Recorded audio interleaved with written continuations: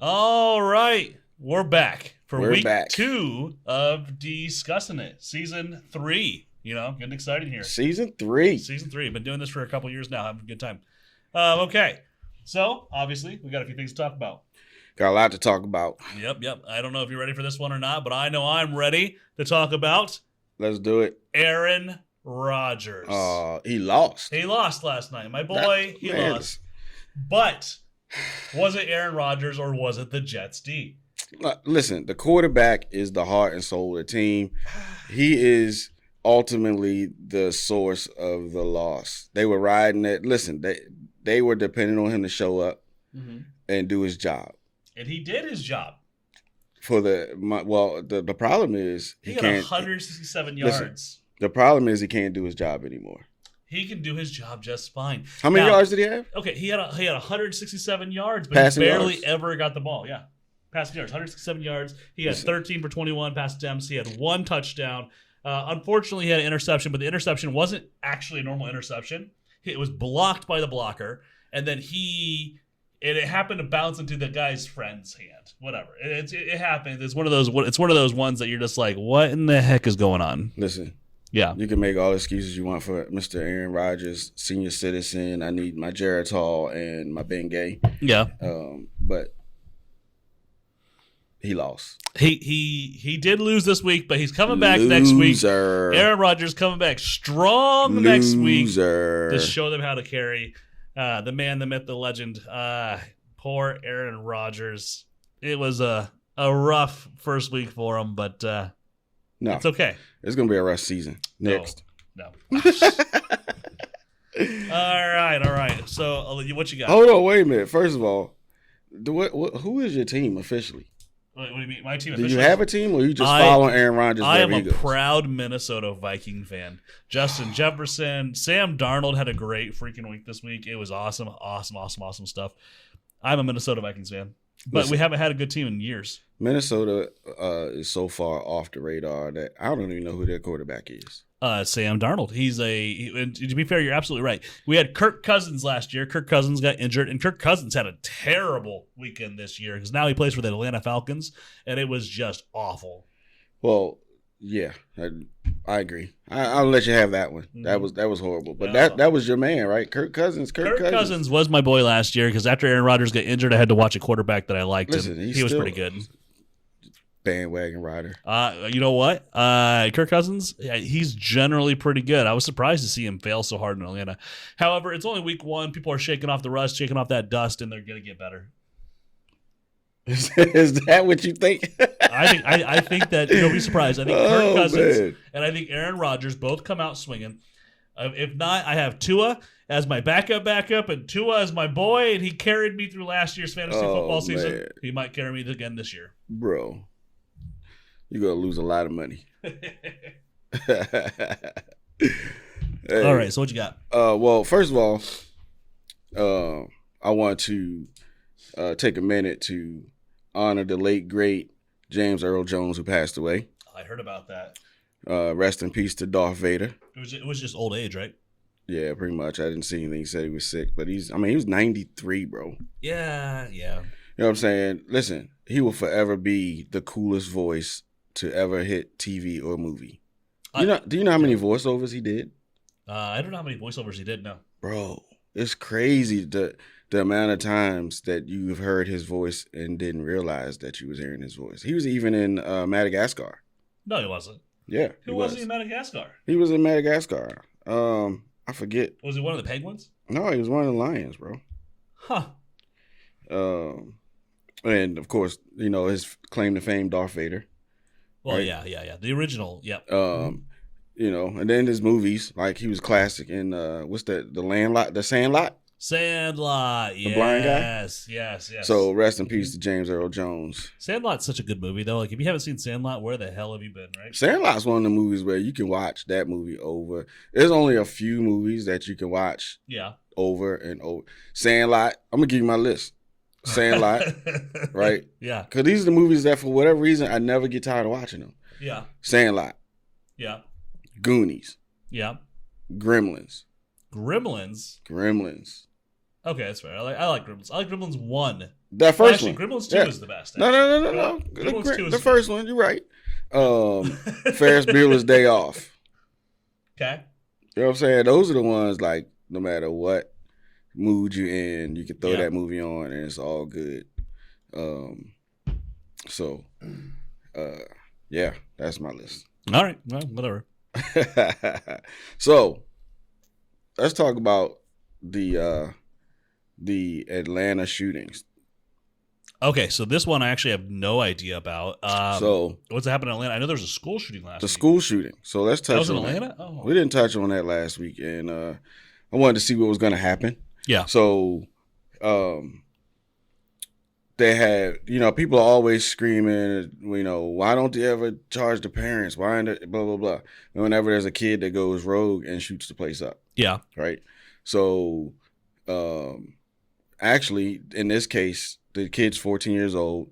The rifle that he used in said incident, I'm trying not to get us kicked off, was the rifle that his daddy bought him for hunting and such, right? And in this case, the dad was brought up on charges. Really? It's the first time you've seen a parent actually being held accountable for what was going on. So the dad was brought up on 2 counts of felony murder. How old was the kid? 14. Mm-hmm. Daddy's brought up on 2 counts of felony murder. Yeah. 4 counts of involuntary manslaughter. And 8 counts of felony cruelty to children. They threw the book at him. Jesus. Why did he get felony cruelty to children? Because, listen, he's the one that put the firearm into his son's hands.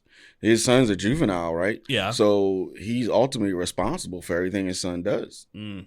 And mind you, he handed a firearm to a juvenile. I don't know what the law is about, because you can go hunting and whatnot, but you have to be 18 to buy a rifle, right? But do you have to be 18 to use it while hunting? Because a lot of people let their kids hunt, right? Private property, kind of do what you want. As far as the law is concerned, as long as it's a safe environment, meaning you can't fire within 100 yards of a living dwelling and things like that. But they threw the book at him, bro. The book. Why? I just don't get it. I guess because what do you mean why? The 14-year-old's the one that did it. I mean, sure, it's bad parenting and whatever else. Let me ask you something. But like, kids have guns. 14 years old, he's barely out of diapers. How many? Barely out of diapers at 14? People are starting to have kids at 14. What? Well, how many activities or how many things do you think that kid is able to do without the knowledge of his parents? Without the parents having knowledge of it? Okay, so, I mean, to be fair, these days... Where is your 14-year-old? You're actually probably right. It's probably easier to track kids these days because there's Find My iPhone or share my location with people. So I guess that makes sense, but... Well, as a 14-year-old, as a dad with a 14-year-old, there's not going to be many places that my 14-year-old son or daughter is going to go without me knowing who they're with, where they're at. Okay, but with how bad the economy is, there's people that work 2 jobs, people that work 1 job, 2 jobs. So maybe the dad was working, maybe the mom was working, maybe he was out, and maybe he got mad at some kids, and he's like, well, forget it. I'll take these kids out. Is that what he basically did, or what? Who, the kid? Yeah, the 14-year-old, because he went into the school and shot it up, right? So here's the thing. What exactly happened with the school shooting? He went into the school and let rip. But here's the thing. 8 months ago, here's where the plot twist. Yeah. 8 months ago, there was a report to the FBI that the kid was making threats about coming in and shooting the place up. The FBI showed up and interviewed dad and the kid. And they said, nope, he didn't do it. And they just let it go. Jeez. At that point, they had the opportunity to go in and seize the firearms. They asked him, I watched the video, they literally asked dad, do you have firearms in the house? Yes. Does your son have access to said firearms? Yes. Actually, we just went hunting, blah, blah, blah, blah, blah. So they knew that there were firearms available, readily accessible. There was documented threats, and they chose to do nothing about it. They could have seized the firearms for 30 days while they investigate, right? They could have looked a little deeper. Yeah. Other than saying, okay, you're cleared. Let's go. Yeah, I think at that point, I think you pull the firearms. You just pull them. Yeah, I think you're right. Or I you think do something. The You just FBI don't. dropped the ball there. Absolutely. So my thing with that is, if the FBI did that investigation, they did nothing. They found nothing wrong. Now they're gonna throw the book at the dad, even though the dad. They threw the whole book at the dad. The dad should have, at that point when he got the FBI involved, should have been like, "No, you're not having a gun anymore." He's like, "We got away with this one. We got away from the police. We got away from trouble." It's like, bro, that was close enough call that you do not need to be around guns. Sure, the dad's an idiot. Don't get me wrong. He got crap. So 2, 4, 6. But the kid got the same punishment, right? Kid's going to jail too. Oh yeah, but the kid. So the question is, and I don't try him as an adult. Sure. I don't know if they're trying him as an adult. If they try him as a juvenile, he'll get out at age 21. That's so dumb, right? And dad will actually do more time than the son, the person who actually did the crime. Now that's messed up. I think that what you do is you lock the dad up until the kid's 18, and then you make the kid finish the dad's sentence. Either way, I think. Listen, the dad's got 14 felony counts, bro. Jesus. 14 felony counts and never pulled the trigger. Yeah, 100%. That's why I say I think that the entire punishment that the dad has to go under, he goes under until the kid's 18. And then once the kid's 18, perfect. Then the dad's like, hey, you're absconding these charges.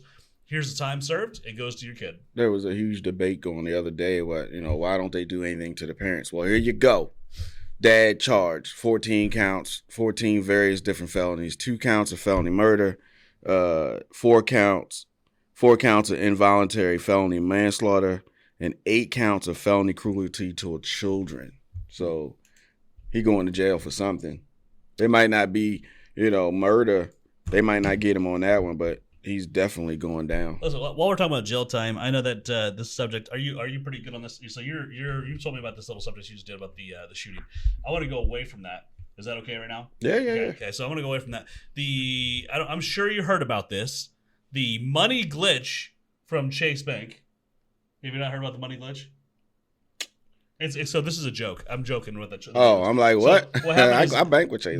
These kids on TikTok are talking about, if you have a Chase Bank account, you write yourself a check, you deposit it into the ATM, and Chase had this problem where there was no waiting period. So if you wrote yourself a check for $50,000, you put it in the ATM, it would register in your account that you have $50,000 that you could immediately withdraw for cash, and that's what people were doing. Incorrect, sir. I know that's exactly what people were doing. That I don't. So I bank with Chase. Yeah. And you can deposit. So when you deposit a check via electronic method, via phone, or if you put it in the ATM, okay, the allowed amount of funds that you can take out immediately is going to be based on what you already have in your account. I agree. That's typically how most banks work. That's why I'm saying it's a money glitch, that when you write the check to yourself, it was giving these people instant access to that cash. Well, it doesn't matter who the check was written to. It's still a check. This is not just one person that did this. This is thousands of people who have now done this. Well, come on, I ain't never heard of this, bro. Dude, I don't know how you've not heard about this. If I heard about this, I'd be on a beach right now. Well, no, you'd be leaving the country because it's check fraud, right? Oh, man. So all these people are getting, these under 18-year-old people, these 18-year-old people, these 21-year-old people, all these young kids were dumb enough to fall for this because they didn't realize what an infinite money glitch. Let me get daddy's check and write myself a check. Which is the stupidest thing. So now there's people who have like negative $40,000 in their account, $30,000 in the account. And Chase has now reported it to the Federal Bureau, right? And so now all these people are going to end up going to jail. They're going to end up having check fraud, so they'll never be able to open a checking account ever. Hold on, wait a minute, though. Never be able to have credit, because that's a huge fucking... What that does is that gives the bank account a negative amount that the account holder just has to pay back before they can do anything with the account. They have to pay back $50,000, $30,000. You know how hard it is for a 21, 22-year-old to pay back $30,000, $40,000, $50,000? As hard as it is for a 50-year-old to do it, it never happens. I mean, they just don't have that money in their account. I can't believe I ain't heard about that. This is a huge thing going on right now. In fact, Chase has released a giant statement saying that, yes, we're pushing federal charges on this. We're going hard on this. We want these people to be punished. Well, and this bank is fraud. Thousands of people that are end up going to go to jail for bank fraud, for check fraud. Huge deal. Huge problem. Well, there goes the panel coach says. There's the one. Oh, man. Listen, I think that first of all, you got to be out of your goddamn mind to think that you're actually going to get away with that. That's what's wild. I can't believe that people thought that Like hey, you have to have a mental imbalance. you guys don't realize like that, how good this is because then I'll just owe them money. That's exactly what people were thinking. People were like, oh, I'll just owe them money, whatever. I'll withdraw $50,000 before they know it. I'll just close my account and never pay them back. So they withdraw all this cash, and now they're all getting like legal action gone to them. And it's like, oh no, you guys are dumb. So it ended up being a huge problem, huge issue. We lock these seats so I don't have no crazies jump up on my panel. No, that's what I thought was wild. Sorry to bring that up. I know you were talking about lawsuits and that dad getting thrown at him. Could you imagine if your 16, 17-year-old kid did that? There's actually reports of like people's girlfriends or boyfriends doing that with the account, and then the account holder's responsible. Bro. Could you imagine somebody doing that for you? Listen, if said person decided to write a check on my account without me knowing it. Imagine you go to the bank to get out money for groceries, and you go up there and you put in your fucking card, and it says negative $40,000. Imagine the shock on your face. You're like, what? Hold on, that was a mistake. Let me do this again. Yep. How is that possible? I don't even think that is possible. Yeah, I'm losing my mind 100%. That's definitely awful. Lose your mind is an understatement, bro. I think that there should be. So hold on. You said it was a glitch. Did they fix the glitch? Apparently they found new measures for it, and it's protected now. You can no longer do this thing right now. Please don't try it, regardless, because it's kind of a yeah. Don't be like discussing it. Said I could go to the bank machine and write myself a check for $20,000. That is not a fact. We did not say that. Not legal advice. Listen, not financial. Do not try this at home, people. Do not try it. When I say sports betting bets, bet on those, but do not bet on this. Holy wow. Speaking of sports bets, while we on real quick, my son said, "Dad, let me get your information so that I can sports bet." What? Huh? He's trying. Wait, is he 18? He said, he wanted me to give him my information so he could bet on sports. Tell him to just wait. Wait, isn't he 18? No? You've got to be 21. You're 21 to bet? Yes. Huh. But he was like, I just need your phone number. All right, cool. Go ahead. I don't care. Have fun. Then he sends me a screenshot of what he sent in. It's got my goddamn phone number, social security number, last 4 digits, my damn everything, date of birth. I was like, whoa, boy. Time out. You trying to send the feds to the house. What are you doing? I said, that is illegal. For one, it's illegal. Yeah. For two, I said, you do realize when you win, you got to pay taxes. Yeah, you got to pay. It's huge taxes too. Like if you win $2,200, you can expect to spend $1,100 in taxes. Coach, I ain't trying to play. I was like, cancel that, boy. Cancel that. No more sports bet. First of all, he ain't got no money. Who money you betting with? You can't pay your car insurance. You damn sure ain't got no money to be betting on sports. Let me get some car insurance money. That's what I want to know. He can get that car insurance money though. You give him $5 to bet, he'll make it happen, right? Sure. Here's my contribution to the insurance. It's $20. The same $20 that I gave him 3 days prior to, so he could get lunch money.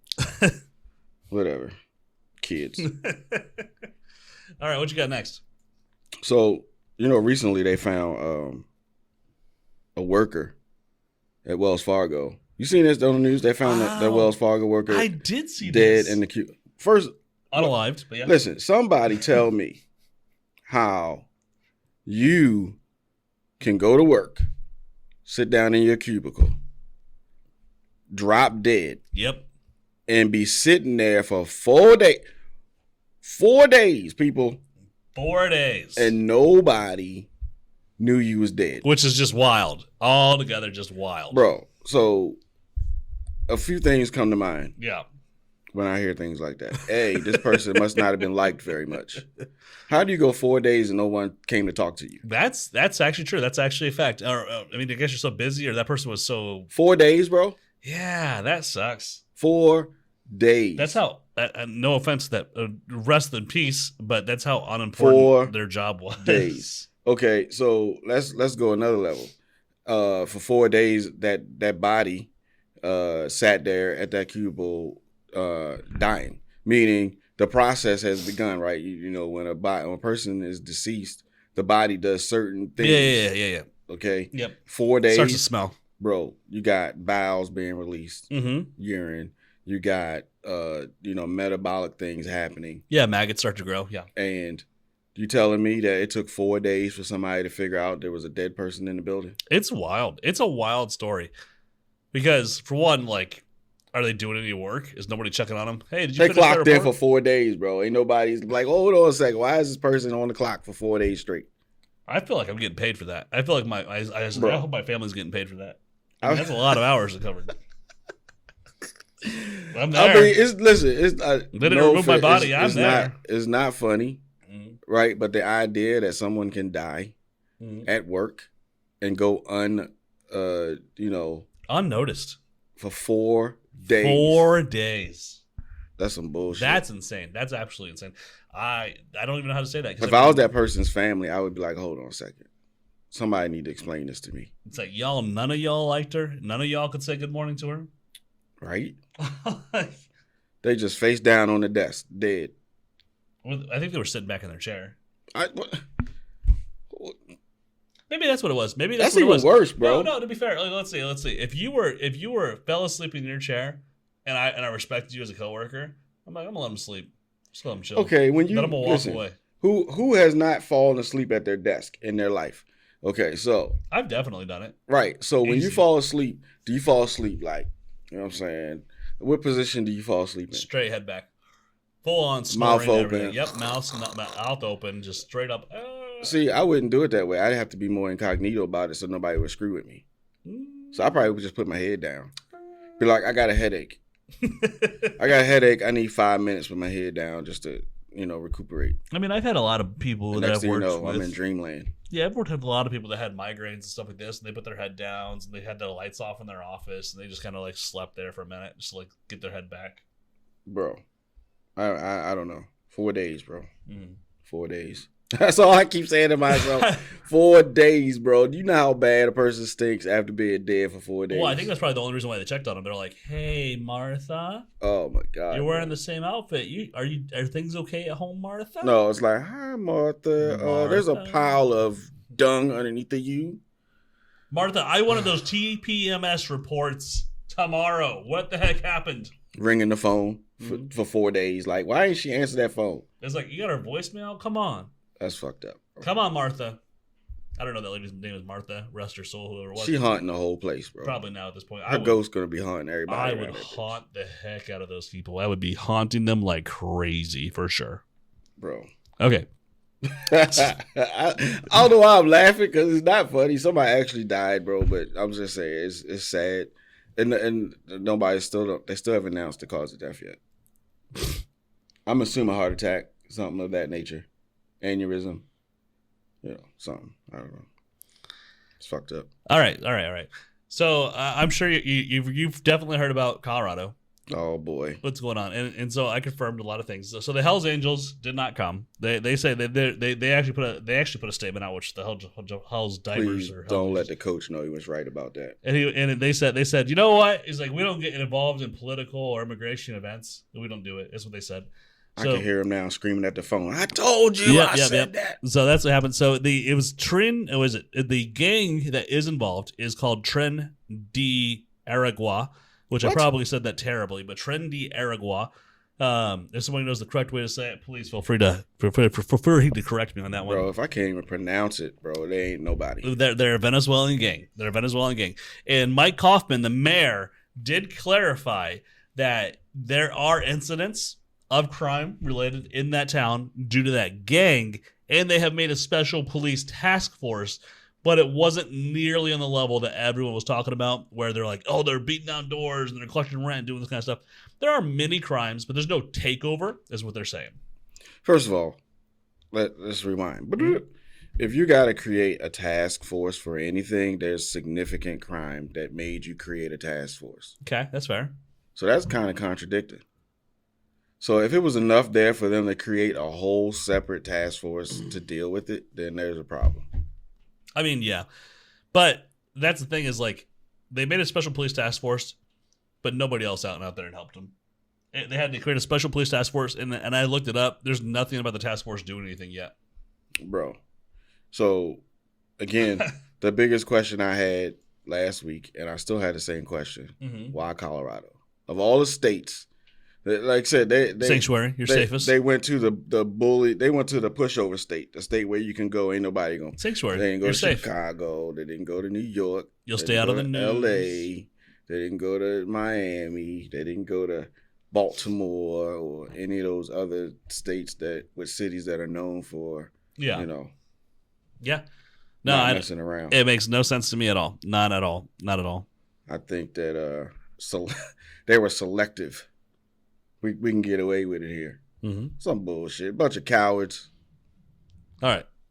Well, that's all I had to tell. This is an update for the Aurora, Colorado thing. Although, let me go to another thing real fast. Have you heard of Springfield, Ohio? That's in The Simpsons. No. Well, Springfield is in The Simpsons, ain't it? In The Simpsons, but I think there's Springfield, Illinois. There's Springfield, Ohio. There's a lot of Springfield. When you said Springfield, the first thing that popped in my mind was Bart Simpson. Da, da, da, da, da, da. Yeah, I know what you mean. But longest running cartoon on TV to date. Simpsons is amazing. I love The Simpsons. There's nothing bad about it.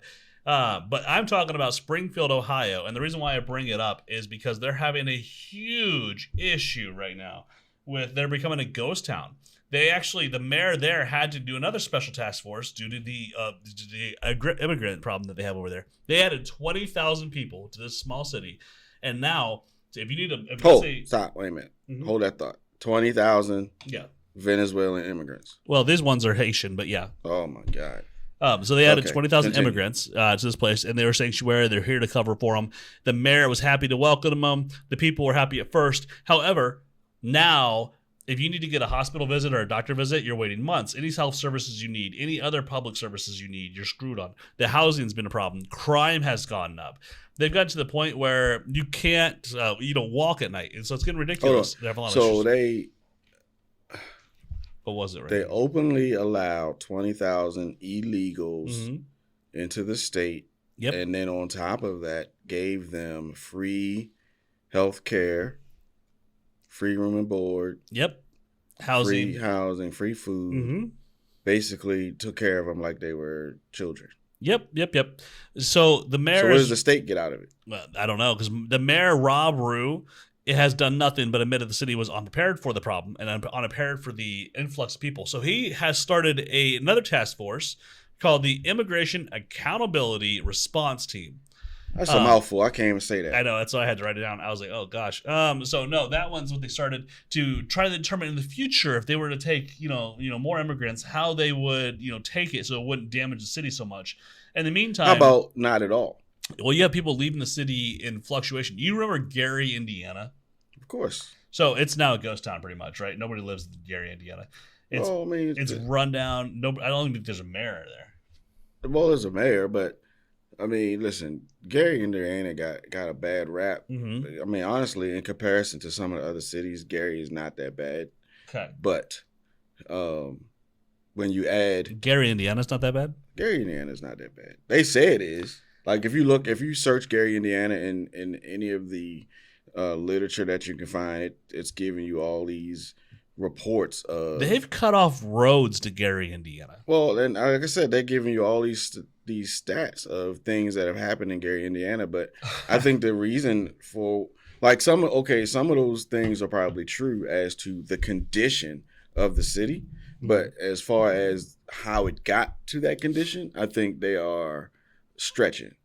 I think it's a stretch where they're trying to seek funds and my mind always goes to, okay, we're going to make them feel sorry for us so they give us money. I think remember, that's the home of Michael Jackson, bro. I know. And I think that was great when Michael Jackson was alive. As soon as he died, it ended up being awful. Springfield, Ohio, I really feel is the next Gary, Indiana. It's going to become a ghost town. If you look up the local residents talking about Springfield, Ohio, just look it up on TikTok. Just look up videos of Springfield, Ohio. You'll see all these people telling these horrific stories about what's going on there. Listen, who of any significance came out of Springfield, Ohio? The Simpsons. No one that you can name came. Listen, the only reason why Gary was on the map at all for any type of conversation was because it was the childhood home of Michael Jackson. Well, that is conveniently close to Chicago. Yeah, but if Michael Jackson's family hadn't lit that city up with the recognition that it had, it would be any other ghetto city in the United States, like, for example, Springfield, Ohio. My point is, I never heard of Springfield, Ohio until you just now mentioned it. There's a lot of Springfields. To my point, Springfield, Ohio is not one of the ones that was on my list of anything. Matter of fact, I'm amazed that you even found that information because it's not something that's jumping out at you. Like, where did Springfield, Ohio come from? I literally got this on my TikTok feed, and then I started going down the rabbit hole. And then I started seeing all this stuff about Springfield, Ohio, and I was like, what in the heck is going on here? Oh, so you started with the immigrant thing, and it led you to Springfield.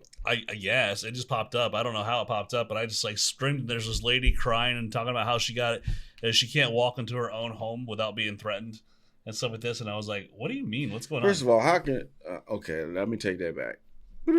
I don't want to seem sexist or any of those things, but how does one allow someone to just take over their house? Well, she even said that. She said that. It was like, I am a 65-year-old woman who weighs 95 pounds. I don't have any type of way to fight back against these guys who are double my size, which is factual. Okay, that's fair. And they're yelling at her in a language that she doesn't understand. They're on her lawn, literally on her lawn with camps and with tents. I would teach my 65-year-old mom to shoot a shotgun. I mean, see, that's the problem is like but you're not being respectful to the migration. What? Fuck the migration. I said it. You heard me say it. I said it. Fuck the migration. No, hey Laura, how you doing? No one gives a rat's ass about the migration. Listen, how about we worry about the people that's here first, let alone letting in new people that's just going to come in and mooch off of the tax money that I work hard for. I mean, I agree 100%. I agree with you. I think it's ridiculous that we give all these free benefits to other people. I've thought about leaving the country and then just coming back with a new name. What? No joke. I just thought I would come in here as a legal immigrant. I'd be like, no, I'm actually from this country instead. And get all the benefits. And then you get all these benefits. We're talking $10,000. That's not a bad idea because you could pass the citizenship test like that. Well, it's easy. All you have to do is walk in. First of all, you don't even need to pass that no more. Yep. They're just giving you stuff. Hey, come on in. We're going to let you have the whole damn everything. Borders are open. Thank you, Kamala. All right. Fuck you, Kamala. Since we're going on the subject anyway, I want to go ahead. Let's just transition to Kamala Harris. How about that? Fuck you ready? That bitch. I got some stuff for you. Excuse my language. So Kamala Harris has now updated her website. And her website now has her policies on there. So I wanted to go over a few of those policies that she has listed clearly on there, on her website officially. Bro, if Pinocchio-ism was a real thing, her nose would be 20 miles long, bro. So her plan, I mean, I agree. Her plan is called A New Way Forward. That's her plan, okay? The first proposal. Hold on, what? A new what? A New Way Forward. A new way forward. Yeah. Okay. Which, it's funny, it's taken 3.5 years for her to come up with that. And she probably didn't come up with it. They probably gave that to her. Like everything else she got in this world, they gave it to her. Who knows? Okay, carry on. So the very first one is a proposal for Fed corporate price gouging ban, which is awesome. Raising capital gains tax by 28%, and offering first-time home buyers $25,000. Where's that money coming from? So, I mean, willing to pay for it. Don't worry. Okay. Carry on. Well, here's the thing.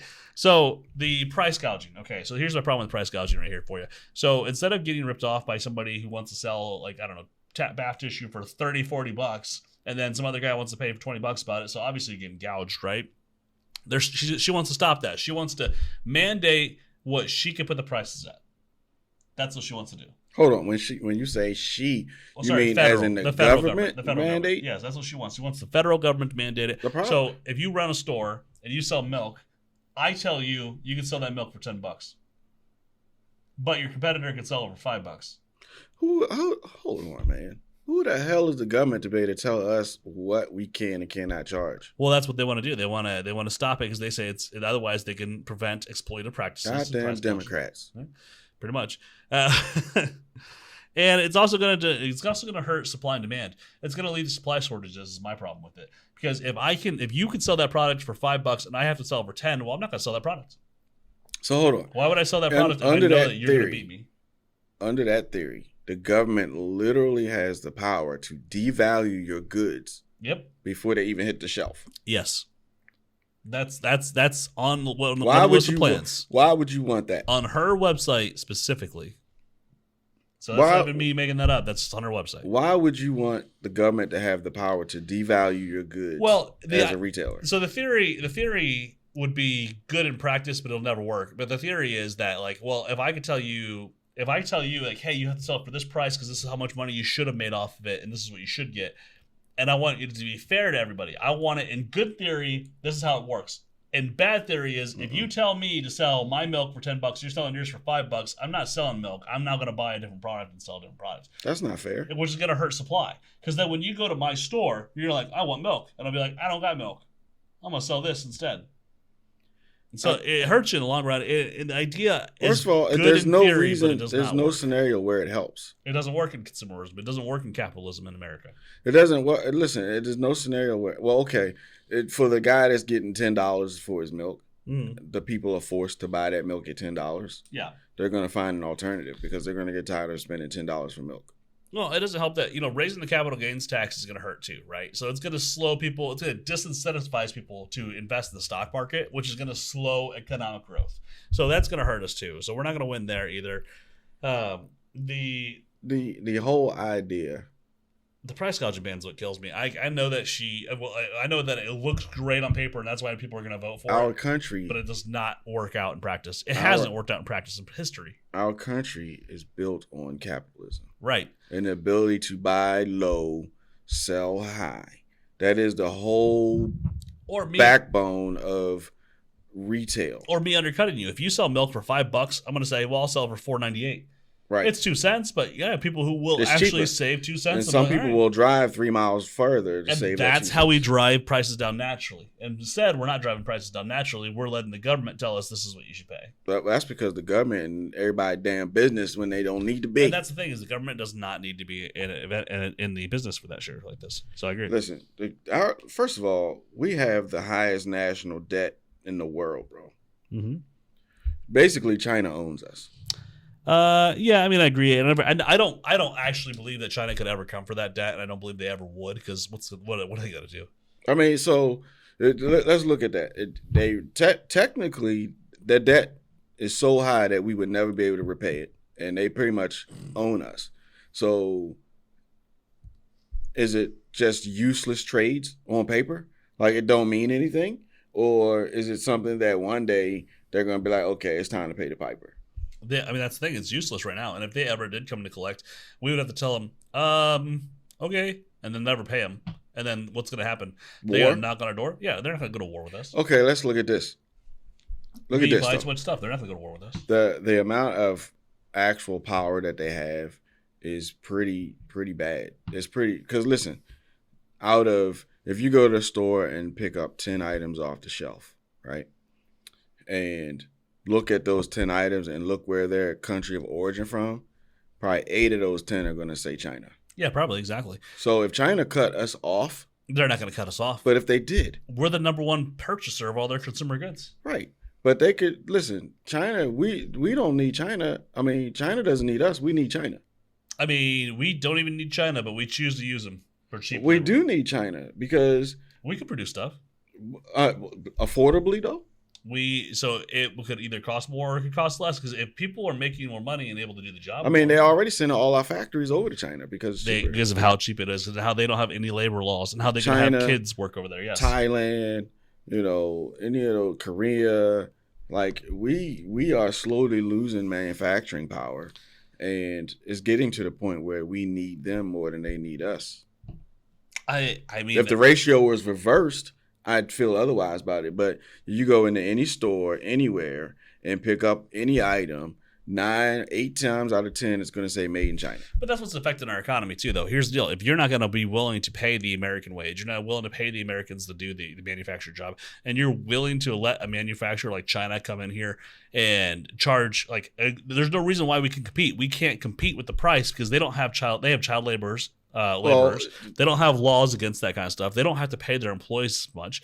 They have people who literally die working all the time. That's a normal thing. We joked around about the Wells Fargo thing. That's a normal thing. Well, yeah, because they don't have the regulations that we have. But we have so many more regulations, which is what sucks. If we had a lot less regulation, we just let we still wouldn't be able to afford it. You know why? Because the government taxing employers and businesses so bad they can't afford to have people. And that's why that's why it gets so it's a lose-lose. Well, it's the government beating us down over and over again. The government just keeps beating us down. It's worse and worse and worse. I mean, I don't know. For what? So he can have his 24-karat gold toilet and his extra penny loafers that nobody's ever going to see. Right. You know, all the extra amenities that they don't need. Like, money is wasted hand over fist for things that are not necessities. Yeah. Well, I got that. And we can barely afford to pay our employees. Yeah. So the next thing I got going for you, we'll just skip past that because we can talk about China. We can talk about that whole policy all over again. We can go over that. The capital gains. It's a never-ending conversation. Never ending. It's going to keep going. So let us know your opinion on the situation with China. Are we ever going to get out of debt with China? No. Or are they going to come collecting one day? That's what I want. They're not going to come collect. There's no way. There's no reason. There's no why. I actually would love for them to try. I would love for them to do it. I need a reason. Okay, next. So the other I want to get it shut down. So I'm still going through Kamala's policies. Luli. What's up, Luli? The second one that she says is that this one's pretty easy. I don't really have much to say on this one. It's pro-choice. She just says that, hey, I'm going to protect reproductive rights for women. Okay, that's just pro-choice. Whatever. I'll skip that one. Okay. I was like, man, look, if you want to go down this rabbit hole, I will go down it. Let me just make a quick statement. Yeah, do you, man? I'm gonna make a statement. Sure. Pro-choice. Okay. Here's my opinion. Like it or don't like it. Okay. The woman's body is her temple. And she has the right to make that decision without anybody, especially the goddamn government, sticking their nose in the business of a person to tell them what they can and can't do with their goddamn body. It's like the stupidest thing I ever heard. I'm pro-choice as well, but only because I'm male. That's it. What? No, because I don't. It's fucking women. I mean, it's not my job. I mean, if I was gonna have something stuck inside if you was a woman, would you want someone to be able to tell you that you have to keep a baby? There's so many different wild situations that it's hard to say. Like, if I was gonna die, none of that matters. It's should she have the right to make the decision? Well, and that's the thing is, like, I have a lot more words I can go down that hole for. If I was in a relationship, okay, one situation, one scenario. Yeah. The only scenario where I feel like that person does not have the full decision-making power is if they are a minor who was essayed or forced and got pregnant from the situation. And the parent now has to make the decision what's best for their child. Okay. That's the only scenario. And that's not the government. That's the parent. Yes. Making a decision. Let's be clear about that. I don't want the government involved, period. Fuck the government. I don't like the government. The government should have anything the right. And government's like, well, it's because it's religious reasons. Listen, I'm conservative. I'm right wing. That's fine. But separate religion and church. You separate, religion and government. Church and state should be separate. That shouldn't be one thing. It shouldn't mandate my decisions. It shouldn't say, well, I have to do this because of this. No. It's got to be the right decision for the right reasons. Let me ask you this. Do you think a presidential candidate's religious beliefs should hold a factor into them holding office? No. I don't think that once they choose to become in office, they need to understand that we're America. They're under a microscope. Multiple different religions. So you need to understand that, hey, your job is America. Your religion is separate than that. And right. While you might believe certain things and while it might influence certain decisions, you also have to make sure that you're able to put that aside to be like, all right. No, that's not what I was saying, though. I was saying, should it matter to the people who are going to vote or not vote based on that presidential candidate's religion? Should it matter what the president's or the candidate's Well, it's going to religion influence is? them some way, right? So if I know someone's religion and I know that's what they're going to be running for president or running for whatever on, I might have some like a little bit of questions here and there. Like if I know that they're going to do it off Shamira law, I'm going to be a little bit hesitant there, depending on what the situation is. What do you think this is controversial. What do you think the most controversial religion of our time is? Most controversial one of them? Right. If I had to guess, I would say Muslim. Right. Muslim. It's also like the Okay. biggest religion in the entire country, right? Entire world, right? So if the presidential candidate was Muslim, do you think it would matter? Do you think they would get voted in office? I think that they would. Wait, Obama. Obama was Muslim. He got voted in office. Was Obama Muslim? Obama it touts he's Muslim all the time. You sure about that? I am like 95% sure that Obama's Muslim. I don't think Obama's Muslim, bro. I think Obama's Muslim. I Huh. 100% would be surprised if he was not Muslim. I mean, the name alone is so Muslim. Barack Obama. I mean, the name don't necessarily listen. You can have a. If you know a David Smith, what do you assume his religion is? Smith is the most common name in the world. What do you assume his religion is? Christian. Exactly. If I know a Mohammed, But Smith could Alvarez, also be what a do Baptist. Smith could also be. if I know a Mohammed Alvarez, what do I think his religion is? Well, Muhammad says the name. Oh. That's a Muslim. Okay, so perfect. There we are. Smith does not. You know what I'm saying? Like you just know. Smith does not hold like that's a bland name. Muhammad, Stereotypes are there Bro. for a reason. It's typical that you can guess 9 out of 10 times and probably be correct. Okay. I mean, yeah. What I mean, a no, yes and no. Okay. If a person is a true, if they're true to their religion Mm-hmm. and they follow all of that religion's practices, Yep. then the name will fall in line. When you have a child as a family and you practice that religion, when you name your child, your religion will have influence over the said naming of said child, right? Okay. If you are someone who's just like, I'm baptized as this, Yeah. but I don't actively practice, you're going to name your kid whatever. Okay. If I name my kid Ezekiel Lameras, what do you think he is? It starts with a C. I know you know it. Oh, man.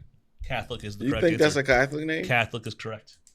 How does that translate into Catholic? I don't know. It's a baseball player. I just assumed it was right. Oh, my God. And that's why you should never assume, kids. All right? Because then you make an out of you and me. Okay. Oh, we're so getting fans. That's We get okay. canceled. That's okay. We've already been canceled. Okay. So the third thing that she says is bipartisan approach to border security and immigration reform, which, long story short, means that she has no freaking idea what she wants to do with the border. She wants the Republicans, Democrats to come together to try to find a solution, which they won't, because there's no way we agree with each other at this point. We're so far behind. So instead of having a plan, she just wants to be like, well, I'm willing to work with the right to figure it out, because the left's idea for so long was let them in. First of all, And now the right's like, what Lem- the heck did you do? You see this? let me just be clear on something. When someone says, I want bipartisan, that's a cop-out. It's a huge cop-out. That is a cop-out if I ever seen it. That means that they don't want to put any work in. They want to take the easy road. They want to take the road that is the path of least resistance so they can be popular, right? They want to be able to say that I tried, I worked with so-and-so, instead of putting your foot down and really having some policies of your own. Yeah. Right. Yep, that's exactly what my whole thing was on that one. So I'm bitter about that one because I was really hoping when they updated her policies, I wanted to go review them. I was like, I'm going to give her a fair chance. I need to know what she's about. And then I can't because she still sucks. Okay. So number 4, Supreme Court changes. Okay. And so this is what I'm going to be a little controversial with. Some people are going to agree with her. Some people are going to disagree with me. So there's term limits is what she wants for Supreme Court. Okay. She also wants ethics rules, ethics rules, and which honestly that attacks the judicial branch. You know what you know why there's 3 different branches of government, right? To make sure that one doesn't overpower the other. Yeah. Balance. And right now she wants to put term limits on the judicial branch so that she can choose whoever she wants whenever she becomes president, or whoever becomes president can choose who they want for their Supreme Court justice. Well, Supreme Court justice still have to go through the process, though. Right. You still go through interview She process. can't say I want to appoint so-and-so, but they still got to get. But if you have a term limit on that, that means every 4 to 8 years, you can have your president choose who they are. And then when that happens, you give the executive branch and you give the judicial branch. You give the executive branch power over the judicial branch, stopping all fairness. So to be fair, I think that the judicial branch, like I think they should have a term. Because if you don't put a term on them, you have the same old people in there making the same decisions, and you don't have any change of. And I agree with some of that. Need some balance there. But there's also there's a reason why there's so much corruption. There's a reason why there's so much big deal around Supreme Court justices being appointed, and by whom, right? Because you assume that, let's say, if Biden appoints a Supreme Court justice, that judge is going to be in alignment with Biden's, which is awful, because at that same time you don't want them in alignment with the president. You want them in alignment with themselves. And if the executive branch can be like, hey, this term limit's coming up, if you want this job and I can get you a Supreme Court job, you just have to side with me on a few of my opinions about the law. Well, and the problem with that is, and that's the problem, the huge problem with that is that Supreme Court rulings set precedents. Yes, they are the authority of all courts. And once you have a Supreme Court ruling on a subject, it's game over. Which is what my problem with it is like, I agree with term limits. At the same time, I see why they're not good. But the fact that she wants to tell them they have to have certain ethics rules and say you have to follow these certain rules, that's not how it is. I don't think that should be the case. You read the law black and white, and that's how it should be. The law is the law, right? Yes. Now, what the judge has the power to do is interpret the law. And the judge has a power to hold people accountable within the realms of that law. Right. So, I mean, the problem with that is, and this is where a judge's opinion being in line with a certain political party is a problem, because they have the power to interpret the law, and they may interpret the law to swing to that side versus that side, when either way is within their boundaries. But if they like this person more than that person, they might lean that way more often. Well, and the last thing I want to go over, because like with the women's rights, pro-choice shit. Yeah, and we can go over some of this stuff, but that's another thing I disagree with. I mean, it's hard to tell because, like I said, it's nice that they have term limits. At the same time, I can see how they can corrupt that really easily to be like, hey, this guy's going to be out of there in a minute. I can give you this job, but you gotta interpret the law the way I would see it. I mean, that opens the door for some corruption. That's why you have differences in Republicans and Democrats and liberals and like conservatives, whatever you want to say. Just because we interpret the law differently. We interpret the rules differently. How we feel about things differently. That definitely opens the door for some corruption, but nobody should be able to sit on the bench for 30 years. I mean, that too. I mean, I think Congress definitely needs term limits too. Like senators and congressmen sit on that. They years. I think 2 terms, 4 years, that's it. And then whatever other job you want out, you got to go find a job. Like certain senators been senators for 30, decades, 40 years. Bro. I mean, yeah, look at Bernie Sanders, who hasn't done anything his entire career. It's the same thing. Just like Biden, but he's the president now. Biden's the worst. And I hate that guy. Anyway, so the last thing she says is eliminating tips on people who make less than $75,000 a year. So less than $75,000 a year. She wants to eliminate tips. Which, I'm pretty much pro, except that I think you should eliminate tips under $200,000. Because if it's a combined household income and you're only making $75,000, that's ridiculous. Because if that's 2 people making $40,000 a year, you're still poor as shit. Let me ask you this. Poor as heck. Here's the important. This has been debated in other places. I've seen it. Mm-hmm. It never ends well. And this goes to anybody in the industry of, I work for tips. Okay. You have base pay and you have tips. Yep. Right. Do you think, because tips are cash money under the table, right? Do you think tips should be taxed? Absolutely not. So here's the catch with that. If you want your income to count, you're going to file it on your taxes at the end of the year so that you can qualify and say that I make enough money to afford a house. I make enough money to afford this. It's proven through my tax forms. I pay taxes on it. Yeah. Or you can keep your money and not be able to qualify for shit because you cannot prove what your income is. I think you made that much. Right? The only way you can prove you made that much is by paying taxes on it. But it's still not a stable income. It's no stable fact. It's not a saying, well, I definitely make this much. But I guess if you're making if it's after the fact, if you put it on your taxes, you're not going to pay taxes on money you didn't make. Realistically, we just got to get rid of the serving fees. Like if you're paying $3.25 an hour for a server is stupid. They should have to pay minimum wage at least. Here's another one for you. What if a person wanted to create their own wage? Let me give you an example. if I needed to make $100,000 a year to qualify for whatever a loan, right? Mm-hmm. I need to be able to prove that. And if I put at the end of that year prior that I made $100,000 and I just pay the taxes on what that would have been for $100,000 salary, and now I've created myself an income of $100,000 a year on paper. Yeah. How fucked up is that? Well, you still screw yourself with that because by the time you expect to pay back some of those loans, some of those bills, you're not going to be able to. You won't afford it. Well, but it's going to allow you to get the thing that you was trying to get to begin with.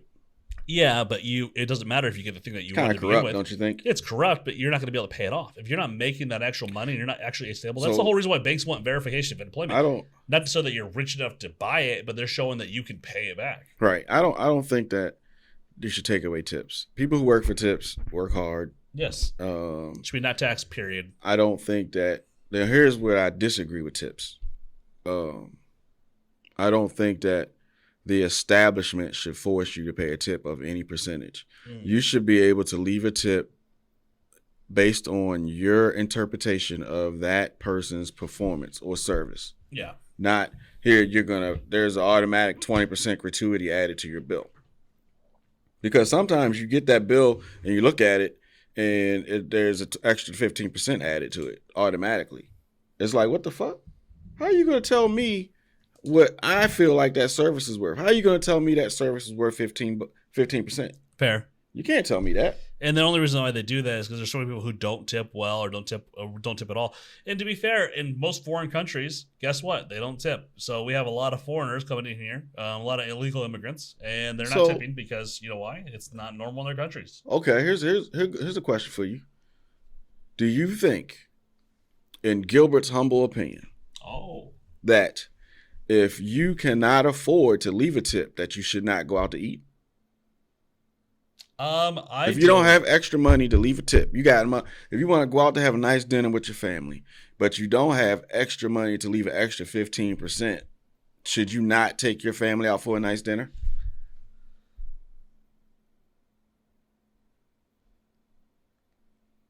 Yeah.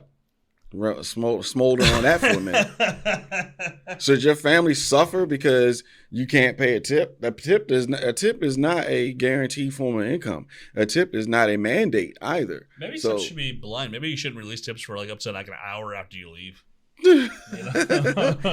That's not the question. The question is, if you do not have money for a tip and you know you don't have money for a tip, should you not go out? But tipping culture is ridiculous right now as it is. If I order a Pizza Hut pizza right now, it asks me if I want to tip the dang people making my pizza. It didn't used to do that 20 years ago, and all of a sudden I'm getting asked to tip a pizza. Like, hey, I'm making your pizza. Here's a tip me. Right. I think that's ridiculous. You're getting paid kitchen wages. You're making the dang pizza, and now I'm going to tip you? You're avoiding my question, for doing your job? No, but I'm just saying that's another thing that ticks me off about tips. Right. Absolutely. But the question is, should you not take your family out to eat if you don't have money? I'm taking my family out to eat. I don't care. I'm shameless. Are you going to feel bad if you don't have tip money? No, I'm not. I'm shameless though. I'm not the normal person. I don't care. They can look me dead in the eyes. Some people that have a conscience would say we can't go out to eat because we don't have money to tip, and it's not fair to the waitress. I'm never rude. I'm never mean. I'm straight to the point, and when I can tip, I tip well. And anybody in the chat, anybody watching, if you feel like if you don't have money to leave a tip, let us know. I'd like to hear from the people who think that it's okay regardless, but I also want to hear from the people that think if you don't have money to tip that you shouldn't go out to eat because that's part of the experience. So some people think that tip money should be part of that bill. I'm taking a 3-minute. Time out. What's going on, y'all? I can't really see the chat too. What's up, Harley?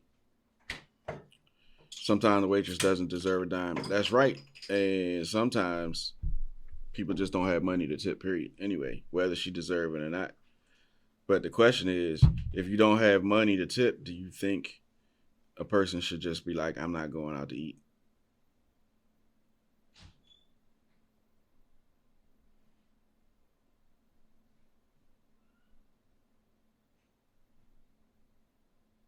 Anybody in the chat want to come up and give us an opinion? I'll take somebody in. if you want to come up and give your opinion on whether or not you should go out to family dinner if you don't have tip money, put up an invite and I'll let you up.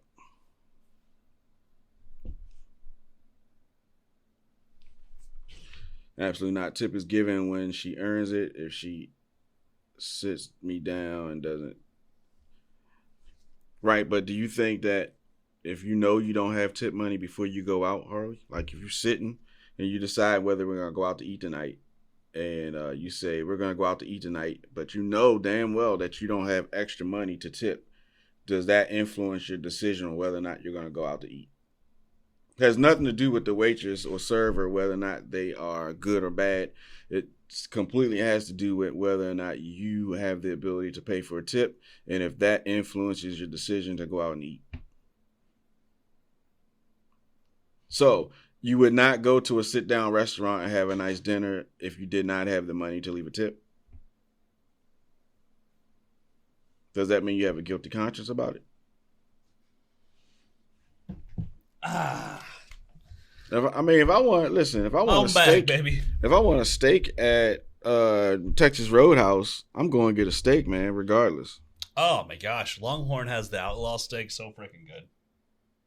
What's the outlaw steak? It's a steak that's. Is it like a porterhouse? I don't know. They call it. Is it like a 72 ounce? I don't read the description. I just know what it is, and I like it. How are you going to order something without reading the description? Why do you read descriptions? So you know what you're getting. I like Cowboys. I was like, outlaw. Oh my God. Like, yeah. I cannot with you. No, I'm saying it sounds cool to me, man. I was like, if it sounds cool, I'm going to order it. That's all there is to it. I don't need to know what the description is. If it sounds cool, it's done. I can't with you. I'm just saying. Names are important. Names are great. Laura, are you still in the chat? Do you go out to eat if you know you don't have tip money? If you know you don't have tip money, before you leave the building, are you going to go out to that restaurant and eat anyway, knowing that you can't leave a tip? Or is that not being able to leave a tip going to make you decide not to go out and eat? Because I'm curious. Some people that would actually influence their decision. No, I'm not going to the restaurant because it's not fair to the server. So I'm going to cut you in that one part in just a minute. I'm going to go right into something new. You ready? Yep. Because the Kamala Harris thing, I'm all done with now. All right. But I got another thing for you now that you bring up restaurants and tips, okay? So I'm ready for this one, okay? I'm sure you've heard of this story. It's been a couple years, but... A couple years? Ah, there it is. There's the one I wanted to. Okay, so the spaghetti date. Did you remember the spaghetti date? A spaghetti date? So this guy went on a first date with a girl, right? And they went out to dinner. And you know what he does? He brings in a Tupperware full of spaghetti. And he starts just eating it out there. When she got her dinner, he didn't order nothing. He just pulls the spaghetti out of his Tupperware and just starts eating it like normal. And she's like, "What the fudge? What about that spaghetti?" And he's like, "Yeah, it's pretty good." And then just keeps eating it. Never shares it. He doesn't care. Doesn't give her anything like this. Just an awkward first date kind of thing where he's just like, you know what? I got my spaghetti. I'm good. Now my question for you is, bro. For one, that's so out there. Isn't that weird? For one, like, what the heck do you do in that situation where your date just randomly opens up a Tupperware full of food, just starts eating it right in front of you, and it's like, all right, cool, I'm good, I got spaghetti, and then doesn't share it. That's the worst part. I think the worst part about that whole thing is that person never shares it. What do you think? I think there wouldn't be a second date. You don't think there'd be a second date? Why not? Because it's showing that they're frugal. They're smart with their money. They're bringing their own meals. They didn't share? Putting the effort. How are you going to take me out on a date and not feed me? Okay. But or not share. Or even attempt. You bought your own dinner. You're okay. You got dinner. You got what you wanted, right? You ordered. But they're going to eat their homemade spaghetti from the Tupperware. So now, I don't know why they wouldn't bring in their own. Long story short. Yeah. In that exact scenario, they would be history. Gone. First of all, listen, if you are that shameless and cheap at the same time, if you take a glance into what that future looks like, that's not good, bro. There's going to be someone who pinches pennies at every corner. Someone who's fucking clipping coupons every Sunday paper. Somebody who is going to drive an extra 5 miles to get to the gas station that's 3 cents less. He still took her out to dinner. He just likes spaghetti. Nah, bro. Negative on that one. negative. If it was, whether it's the other way around, not negative on that person, negative. No, forget it. Forget about it. That's a glim future, bro. That is bad business. I think it's great. But I got more bad dates. You ready for this one? Maybe. I don't know. I got one more for you. That's it. Okay. So you're not a fan of a spaghetti date, okay? You're not a fan of spaghetti. Who is a fan of a spaghetti date? Well, I'm just saying, like the person brought their spaghetti in, they're chilling. Okay. They're doing their own kind of business. Would you be a fan of that? I don't know. I would have to ask and see if I would be a fan of that. You know, it would be different. If I knew why they brought it in, they're like, well, I'm on a diet. I need to have the spaghetti, and I wanted you to eat whatever you wanted. All right, that's a sweet thing to do. At least ain't no diet that includes spaghetti, yo. I mean, it's a lot of cardio, right? It's a lot of carbs, right? So maybe good. Or maybe, I don't know. I don't have a clue. But I'm just saying, like, there could be a few things. Mm-mm. But my question for you is now, I got another one for you. Somebody who has an inappropriate tattoo. Like, they have tattoos, and then you find out it's inappropriate. And when I say inappropriate, this is a real one I heard the other day. This lady and this guy went on a date. The guy ghosted her, refuses to date her. So they did what's called a second date update, where they called the guy and they said, hey, man, what happened? What's going on? And the guy says, I was all cool. It was all good. But she has a tattoo of her with her ex-boyfriend. And that's on her arm. And they're like, oh, well, it's just a little harmless kind of photo, right? No, it's a photo of her sucking his... What? Yes, on her shoulder. And that was like the tattoo that she has. A tattoo of her sucking off her ex on her shoulder that she got 9 years ago. And she wanted to go, and she was mad this guy would not continue to date her. He's like, for one, that's a terrible decision. And for two, he's like, that's 9 years to cover it up or remove it, and you haven't. He's like, I don't want to see that. I don't want to look at that. He's like, it's a no from me. And I was like, I respect that. Okay. Yeah. So, here's my solution would be, first of all, the last thing you ever want to see is your girl's mouth around another man's junk. Fair. Okay. Absolutely. Tattoo or no tattoo. Yep. Okay. Unless you're a liberal man, then maybe you do. The other thing is, I would say, listen, tattoo removal is expensive. That tattoo is no longer appropriate. And if you want to move forward with this relationship, we need to have that removed. So you would have the conversation with her. You wouldn't just be like, hey, you've had that for 9 years. Because this guy was straight up like, she had that for 9 years, and then she still hasn't done a single thing about it. So, absolutely not. Well, is that 9 years with me, or I'm just now coming into the picture? You're just coming into the picture, but she still had it for 9 years that she's lived with that tattoo, and she's been okay with it. I would have the conversation, and I would offer that as a solution. Hey, I like you, but this is a no-go for me. We need to have this removed, or I'm out. That would be the conversation. I mean, that's fair. It's fair. It's fair in my conversation. My conversation's like, imagine you trying to explain that to your boys or to whoever. Yo, who's that tattoo of? Oh my god! Yeah, if you guys went out to like a theme park together, like a water park, you'd be like, how you explain that to your mama? True. If you got a picture with her and she had, like your mama's like, what the hell is that tattoo of her on? What's that on her shoulder? Is that you? No, it's her ex-boyfriend. Yeah, bro. No. No matter how you spin it, it's terrible. No bueno. Even if it's you, it's like it's still your mama being like, what the fuck? No bueno. So I would have to say that's a no-go. But I would be a gentleman and say, listen, I will help with the finances on this project. Oh, so even if that was your first date with her, you're willing to have the conversation. Oh, wait a minute, back up. First date. Yes. Scratch that. First of all, a first date, let's be real. On a first date, you're probably not even going to see that tattoo. Okay. So you're right. He did not see that tattoo. He ended up looking her up on Instagram later because he was like, seen it through the internet? And she had it posted on her Instagram. Oh, no. And he was like, the heck? That's why he never followed up with her. That's why he ghosted her. Yeah, see, that changes things a little bit. Because my immediate reaction would be like, what the F?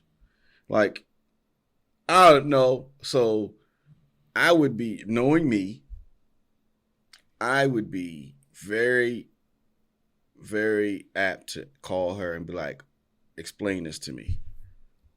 And then I ghost her. Explain it. But I need to have an explanation for the tattoo. The guy was just like, nah, I'm just going to ignore it. And not bro.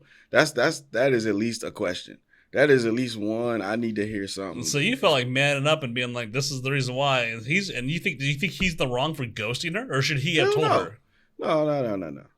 Listen, you don't fucking blindside me with no shit like that.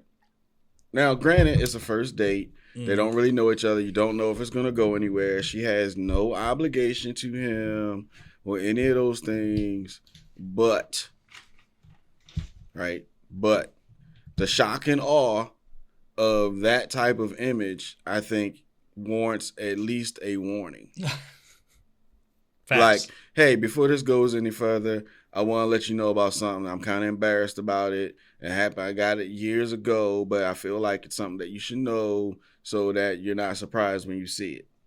Okay, what's that? Well, it's kind of a tattoo of me giving head to my ex-boyfriend. Oh my God. What if she brought it up the first date? If she brought that up the first date, I'm like... Well, listen, to be fair, if she brought that up on the first date, you learn some things, okay? And you learn she ain't afraid to get tattoos. That might be cool.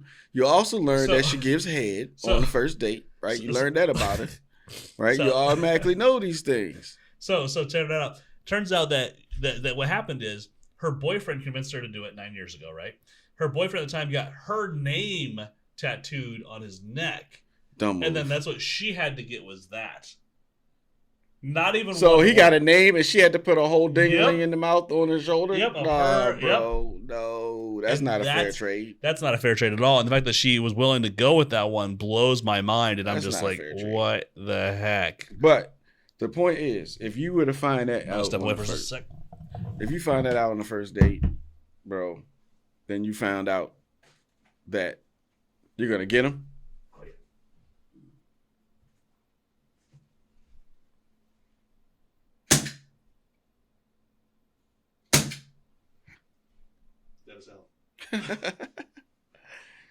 Oh man. I feel like. How great is that thing, right? Right. Okay, for those of you that didn't see that off camera, there was a big, massive ass spider. I just used my. I'm sitting here the whole time like, please don't crawl up my leg. Please don't crawl up my leg. Yeah, I used the shredder on that thing. It's this big old bug assault weapon. Bro, if that spider had to come up my leg, bro.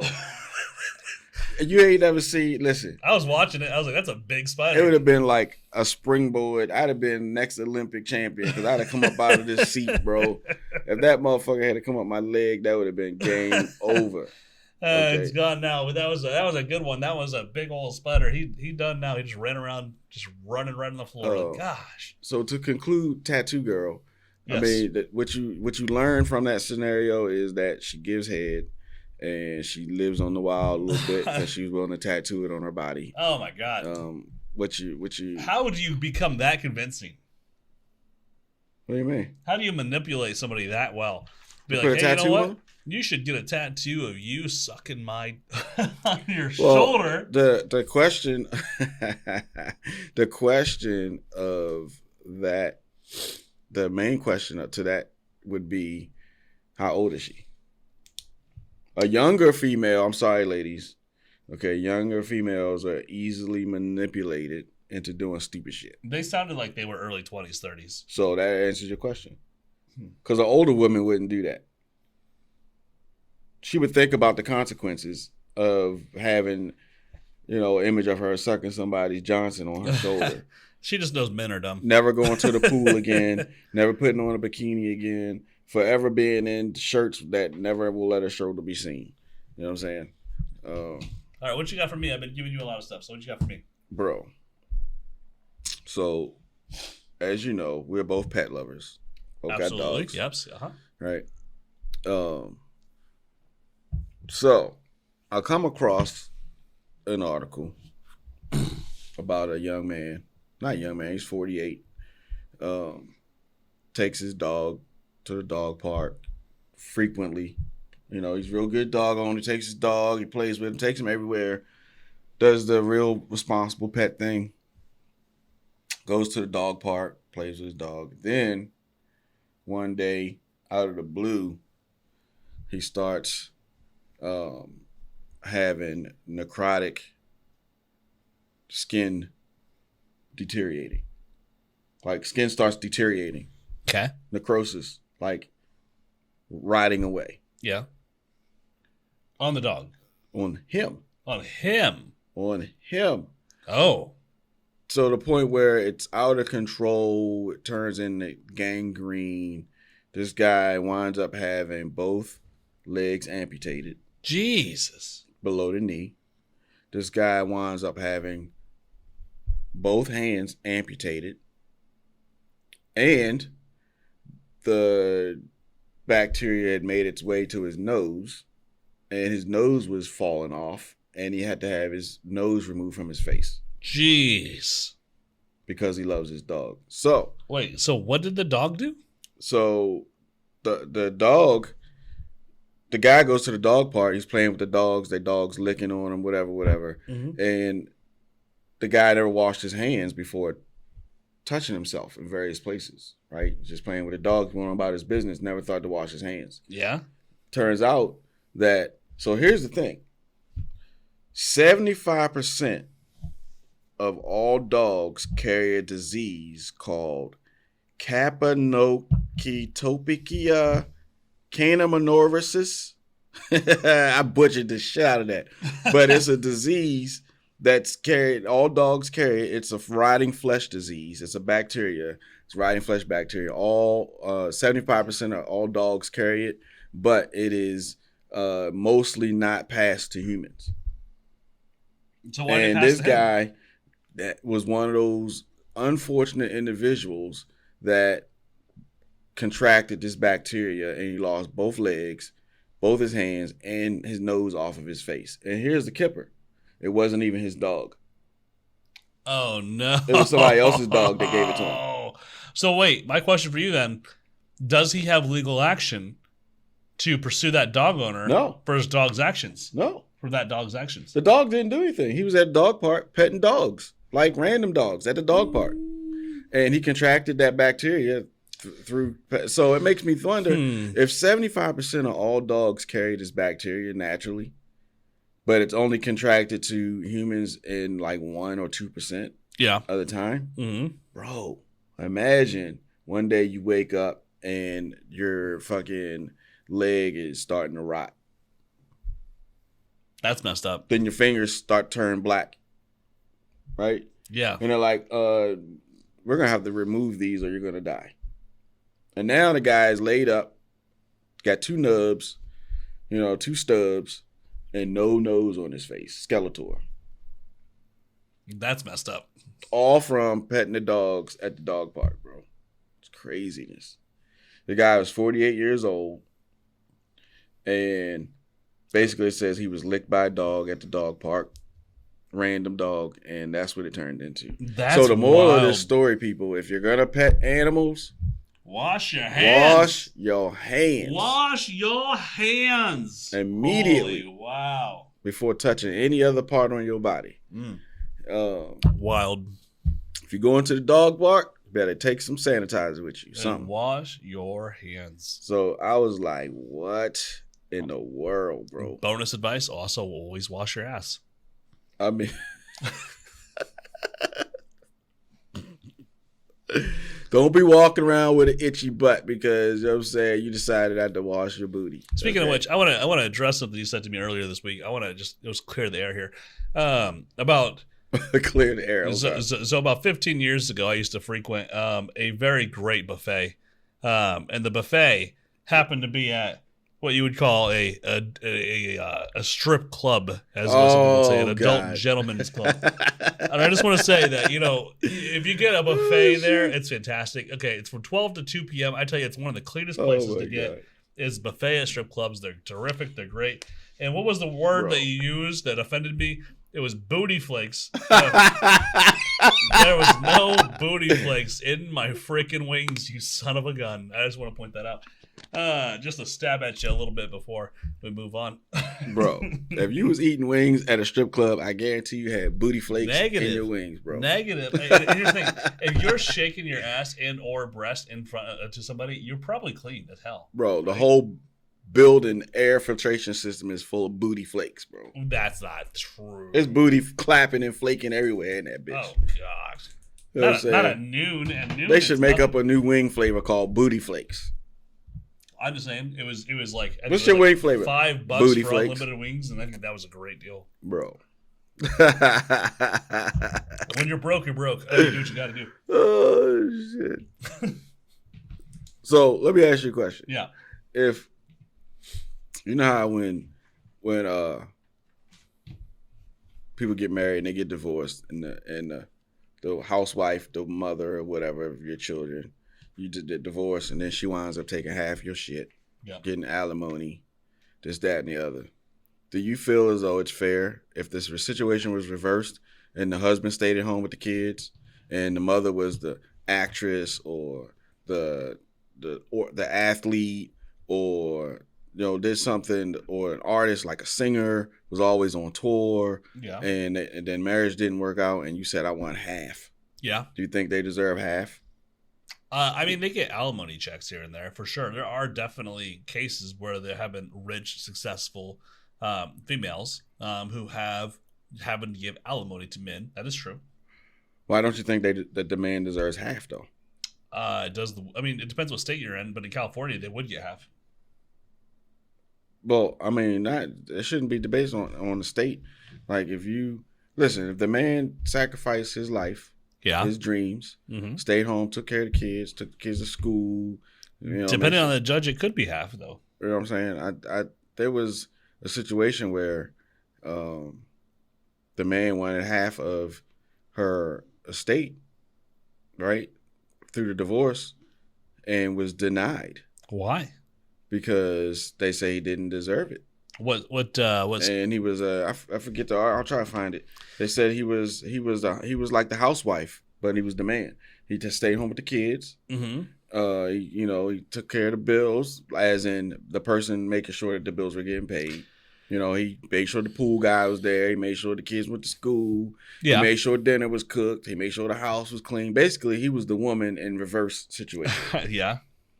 But then they got divorced, and he wanted half because he spent the better half of his time in the marriage doing nothing but taking care of the house and the kids, and had no career. So he was like, I am entitled to half of what you earned because I supported you. And I think he's right. If he supported that person and you are the reason why they were able to go out and make that living and do what they needed to do to support the family, without you, they wouldn't be able to do that. I think if he could prove without a shadow of a doubt that without his influence, she would have never succeeded, then absolutely. Why would he need to prove it? Well, I mean, it just makes sense. If I were to make, if he wasn't there, $100 million, and then I had an ex who did jackassery, and she's like, well, I stayed home with the kids. Well, did I want you to stay home with the kids? Did I try to tell you to stay home with the kids? Did we not hire somebody? Could we not have hired somebody? The question is, what is the support of your spouse worth to you? It just depends if they're actually supportive. If they're actually supportive, what do you think that's worth? You don't think that's worth half? 50-50. I mean, if I could have a stay-at-home wife, that's be exactly what I would want. So you think it's worth half? I think it's worth half, yeah. I'm willing to pay all the bills. I'm willing to go to work. So why is that? The question is why is that questionable if it's the roles are reversed? Because if it was the woman at home in the same exact scenario, it's not even questioned. She gets half. But if it's reversed and it's the man, why is that questionable?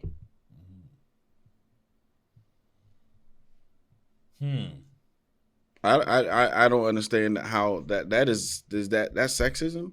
Is that what the term I'm looking for? But there is no sexism.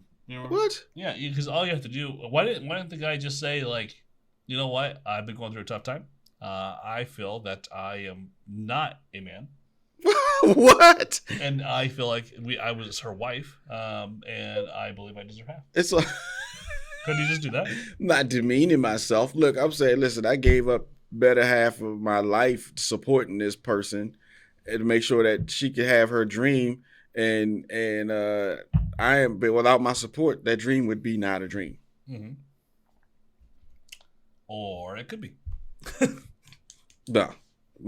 I think that the door should swing both ways, and the guy should be entitled to alimony, spousal support, child support, and anything else. Just sign a prenup. Okay. What they didn't sign a prenup? Then at that point, Would you sign a prenup? Would I? Yeah. Why would you sign a prenup? I mean, why wouldn't I? I mean, if you go into the deal knowing if that she said to me, "I want you to sign a prenup," all right. If you go into the deal, I'm not marrying her for money, right? But if you go into the deal knowing you're going to give up your career, knowing you're going to give up your source of income, and rely solely on her to be the provider for the family, why do you need to sign a prenup? Right, because you're essentially setting yourself up for failure. Here's the deal. You're taking care of kids. You're cleaning the house. It's not an 8-hour job. I don't care what you say. What? That's what I say. I'd say coming from somebody that don't got kids. For one, the kids will grow up themselves. They'll be fine. After 15 years. Put them in front of a Nintendo and you're washing a house. You're cleaning dishes. You're doing laundry. And then you're sitting on grass for 4 or 5 hours. Honestly, you could probably start doing side jobs online. However else, you could figure out a way to make money your own self. Listen.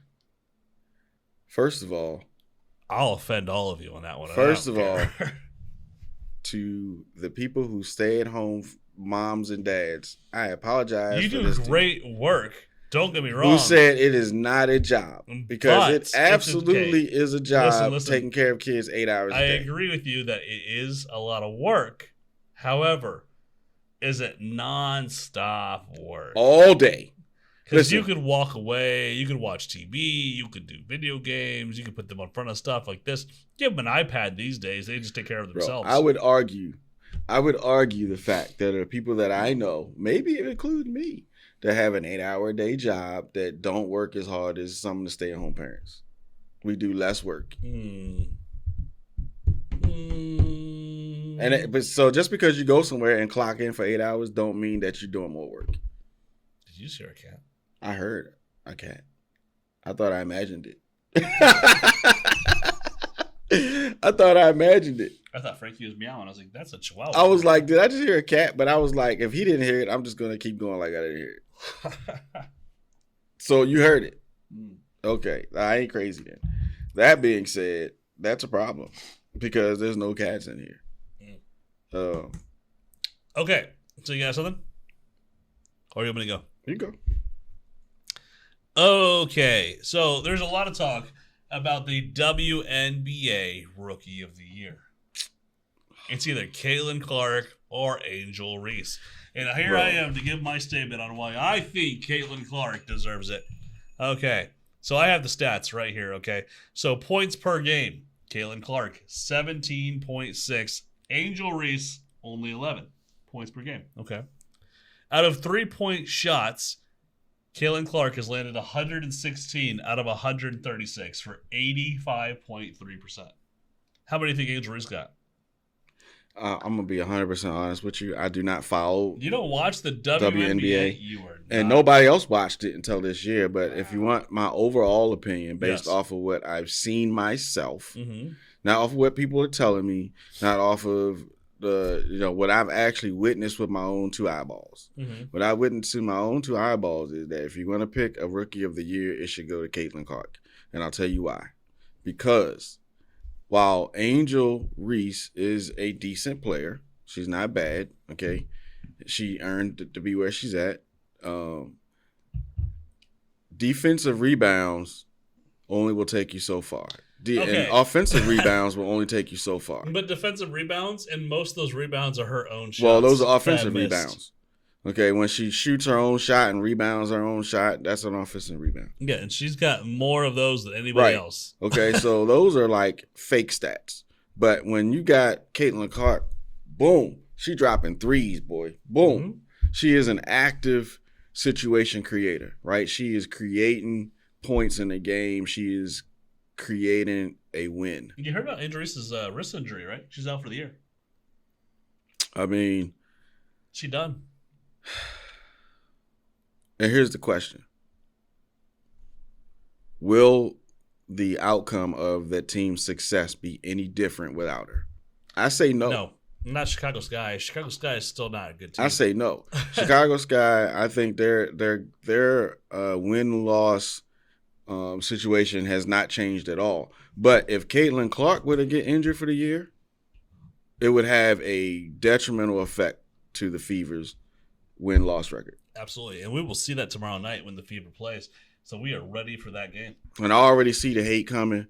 Bring it, whatever. Caitlin Clark, in my opinion, if you want to know the bare bones about it, stats are better. Caitlin Clark is a all-around better player. You ever look online and see the Angel Reese lowlights?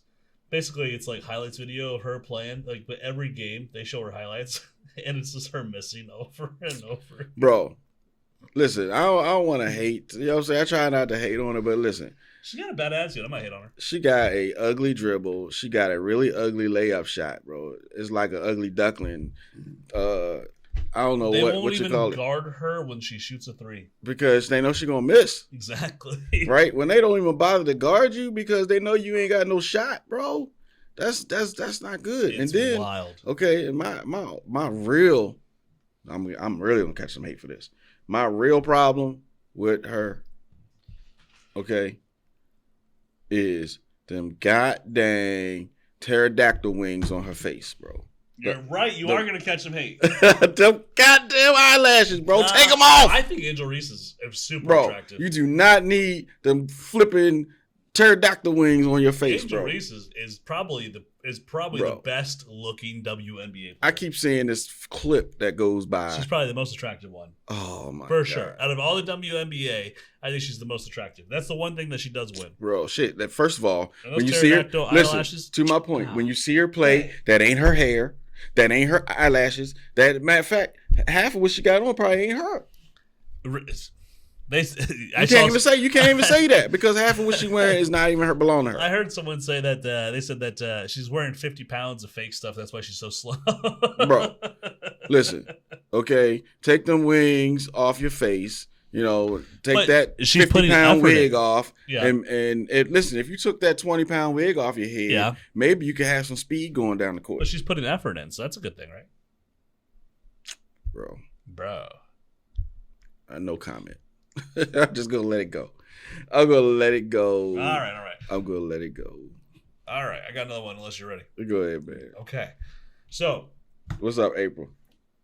I'm sure you heard about this. Do you know what Minecraft is?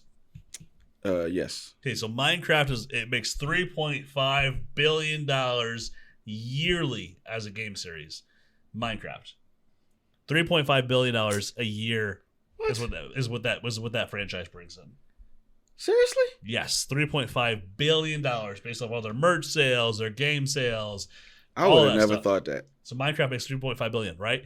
So they just announced a new movie trailer and they dropped it. They let it go. And the main character of it is Jack Black. Oh, failure. Well, that's the thing that they're joking about. That's what I'm trying to bring up. So this movie's coming out. It's a $3.5 billion franchise. Every single they use him as failed, and they use him as as the main character, Steve, who looks nothing like him, by the way.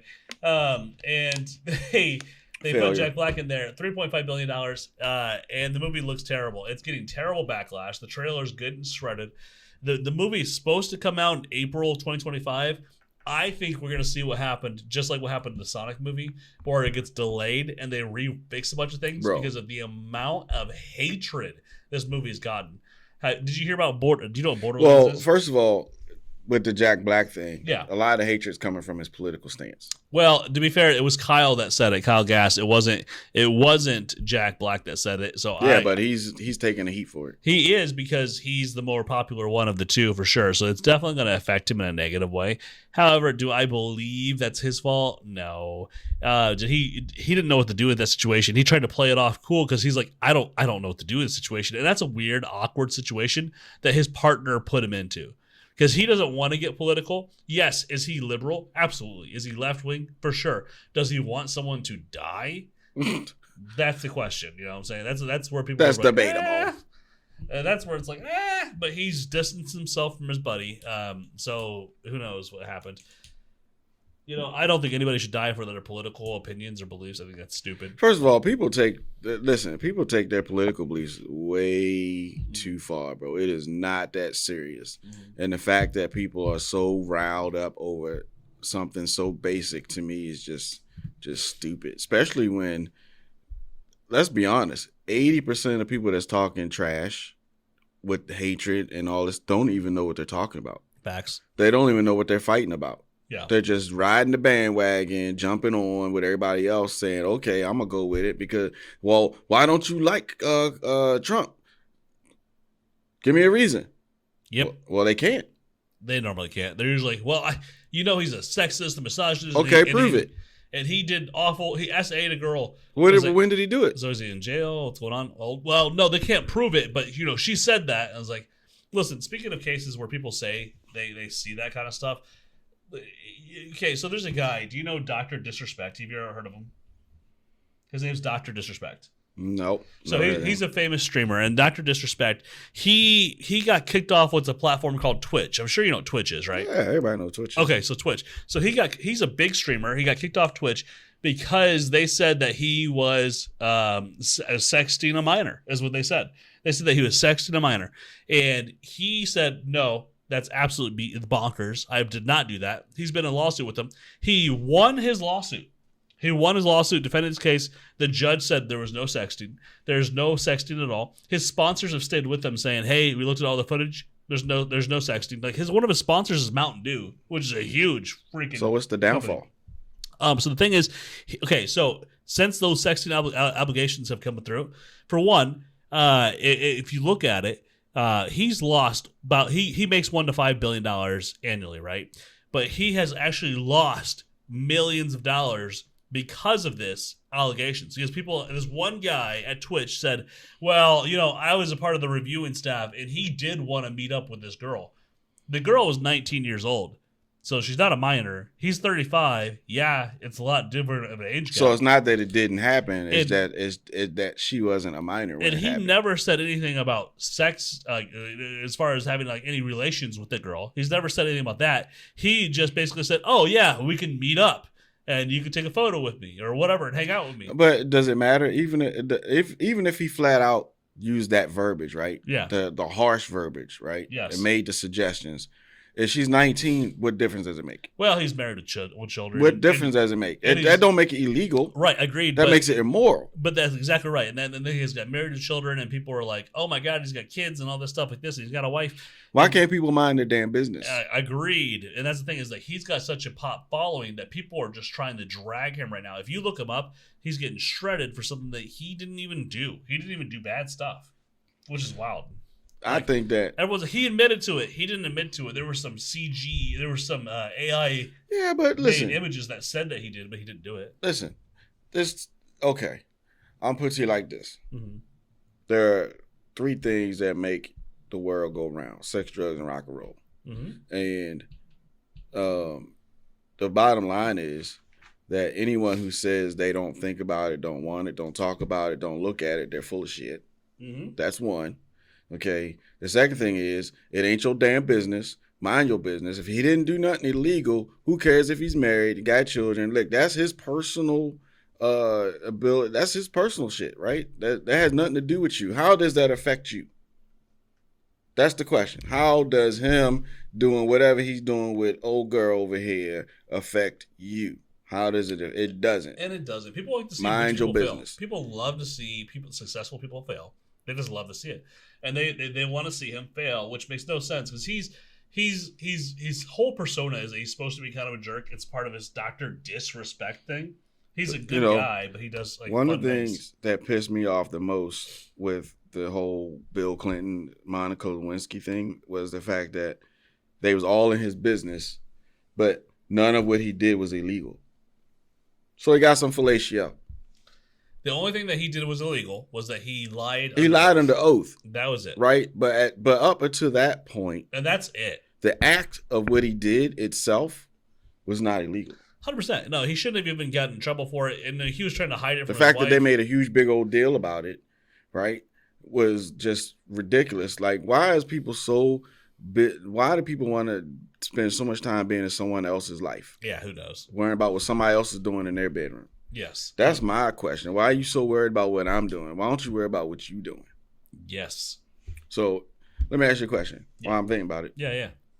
So the newest Deadpool movie. I have not seen it. No spoilers. But by now you know that Blade made a cameo. Now I do. Bro, unless you've been under... Literally said no spoilers. Look at the first thing he said. Listen, unless you've been under a rock for the last 2 months. I just skip by anything. That's how do you not... What? But okay, go ahead. I've already ruined it for me now. Go ahead. How am I supposed to know that after the movie's been out for a month, right? And everybody stream it. Everybody on every platform that you can go to is talking about the Blade appearance in the movie. All right, so tell me about it. What happened? Okay, so that ain't my question. Yes, I won't spoil it anymore. I haven't seen the movie either. Okay, good, but I know that part. Okay, but that's not my question. Yes, my question is, the debate has been brought back around. Yeah, whether or not to do another movie installment with Wesley. Do you think they should do Wesley, or do you think they should go with their plan to use the other dude? I forget his name. But they was planning on, they had that project set to go with the other dude. And then suddenly, boom, Wesley shows up in Deadpool as Blade, and everybody's like, whoa. I mean, that's obviously the way you go. He's the original actor. He did great. I've seen the Blade trilogy movies. Those are really good. Actually, I think Blade trilogy had Ryan Reynolds in it, didn't it? It did. And they had this so-called beef where, Wesley on set was one of those actors where he stayed in character 24/7, so he was kind of a dick. Yeah, but they worked it out, and they're friends now. Well, not friends, but it was Ryan's idea to bring him in to Deadpool, and that it was probably pretty fun for him. So, I mean, that's the thing is, they can obviously look past that. They know method acting and all that kind of stuff. Well, Wesley Snipes, I know he got a bad rap for tax evasion, but who the fuck cares? Who doesn't? Yeah, he's Blade. Let's be honest, he is Blade. He was the Blade. The Blade movie was the first Marvel movie to start off this montage. Oh, really? Because name a Marvel movie that was before Blade. I don't know if it was before Blade, but the one that I thought really, really picked us up and picked up the Marvel Studios movies and Sony movies was actually the original Spider-Man with Tobey Maguire. But was that before Blade? That was what sparked Captain America. But was it before Blade? It was not before Blade, no. Exactly. But Blade also was the first. 8-9 years before those movies came out. Blade was the first. He kicked the door open for everybody else, and they need to show his respect. I don't think he kicked the door open. Yeah, why didn't he? Because, I know they made Spider-Man. Because they gambled on the whole Marvel thing. They gambled big box office budget. When Sony made Spider-Man, they gambled on it, and then that invoked them to make Captain America and Iron Man and all those movies. No, they gambled on Blade, right? Blade did so well. They said, okay, let's do Spider-Man. And then they did Spider-Man, and then Spider-Man did $100 million. Then they said, okay, now we got something. Well, that was Spider-Man Sony. Was Blade Sony as well? Not sure. I don't even want to begin to lie on that one. But let me ask you this. Yeah. Who's the best Spider-Man? Best Spider-Man, in my opinion, actually, I like Tobey Maguire. Tobey is the best one. Mm-hmm. He's the only one to me that even, like, the rest of the movies were boring to me. I mean, Tom Holland did pretty good. Andrew Garfield was okay. Tobey as Spider-Man and Green Goblin with so good. Man, listen. What's that Mary Jane girl? God dang. What? That Mary Jane girl in the first one. Oh, what's it? Kirsten Dunst? She did great. Fantastic. I think that first movie dynamic was the OG. That's the best one. I mean, yeah, I agree with that. It's kind of like I feel like Batman. I like the OG Batman with Michael Keaton. I mean, fair. With the Batman, yep. With Jack Nicholson, that wasn't Michael Keaton. Jack Nicholson was in that movie. He's the one that played the Joker and died, right? Yeah. I think that the Michael Keaton Batman movie was the best. Which is funny because they killed Joker off of that one, but they brought him back. Jim Carrey as the Riddler, bro. That was wild. You know who? They said that the next Riddler is going to be. You know that guy who plays Sheldon on The Big Bang Theory? Yeah, I don't think that's going to work. He's going to be the next Riddler. I don't think that's going to work. What's his name though? Listen, it's going to be hard to. I can't remember his name. It's going to be hard to follow in the footsteps of Jim Carrey's Riddler, bro. I mean, fair. Jim Carrey's nuts, in a good way. Sometimes he's weird. You know that movie series called Kick-Ass? Jim Parsons, William Dafoe was Jim Parsons. Thank you. Jim Parsons. Yeah, that's the name. Yeah, he's gonna be the new Riddler. Good thing you guys don't get paid to think. You ain't funny. True though. No, he's sitting there with the Google. I think that when you look at like the different when they take a character like Batman or Superman or Spider-Man and then they take multiple different actors to try to put into that person's character. I feel like they setting the movie up for failure. Once you fall in love with a character, an actor in that particular character's likelihood, it's kind of hard to move on to another one. I think Batman was kind of easy because he's under a mask, so you don't really get to see his face so much. But that's same with Spider-Man too. But Tobey Maguire had a certain swagger about his Spider-Man, bro. Well, Spider-Man's especially the one where he came out of the down the steps and he was like doing his little dance. Dancing in number 3. I was like, look at Tobey go. And see, Tobey Maguire was good at it only because he is Spider-Man. Peter Parker. Peter Parker's a nerd, a huge, just freaking nerd, and that's what the guy was. Ain't nobody. Listen, Coach, don't make me shut you down. What do you do? Talking trash. You fall in love with William Dafoe. You're weird. You're weird. William Dafoe? William Dafoe was the Goblin. The Goblin. Yeah. Mm-hmm. The Green Goblin. Which was that character was bro. He was on point. I got one more. He's a good villain. Just one more. That's all I got. Let's go with it. Okay. So last season, I told you about One Piece, the live action. Oh my God. I don't know if you've ever watched it. I have never watched it. I know, you need to. So that was One Piece, season 1, had 541 million unique views. It was number 1 in 46 countries, and season 2 was announced. And it is coming out next year. I just want you to get ready because One Piece is one of my favorite series, and it's so good. If you haven't had a chance, watch that dang live action, man. I'm telling you, give that a shot, bro. And that's all I had for that, but I wanted to throw that on there. You in the anime, bro. I do like anime, that's for sure. Listen, in all fairness, what? Drag the puzzle piece into place. Oh God. In all fairness, anime is more popular than most people think. Yeah, absolutely. Right now it is. When I was growing up, it was. What I missed. You just said it, bro. And for some reason, like, I've never really been able to get into it. And like when I think anime, I automatically go back to Aeon Flux. That's the only thing that pops in my brain. Aeon Flux, the MTV one. That's the MTV one. Aeon Flux was the OG.